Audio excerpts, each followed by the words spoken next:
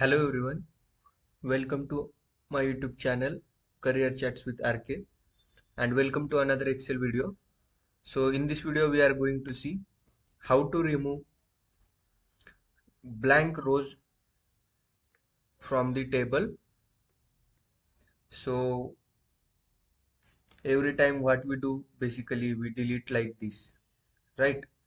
And we select row and something like that.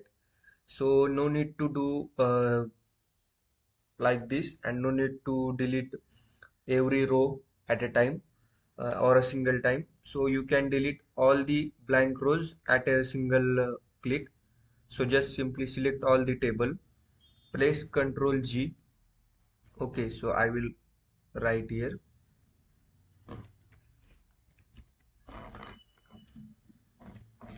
Ctrl plus G. Okay, so press Ctrl G, and so I will select all the table, press Ctrl G, go in the special option, select blanks. So we want to remove all the blanks from the table. Select blanks, press OK. So as you can see, all the blank rows are selected by the special option.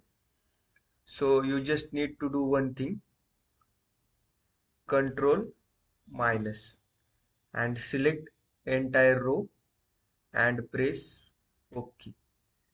So as you can see, all the blank rows are removed, and all the whatever blank values or blank rows in the table, so that all the values are removed by the function. What will the So the function is control minus. Okay, so you just need to press control minus and it will remove all the blank rows. So that's the topic in this video. I hope you like it and you understand it. So if you like, please do like and subscribe the channel. Thank you guys.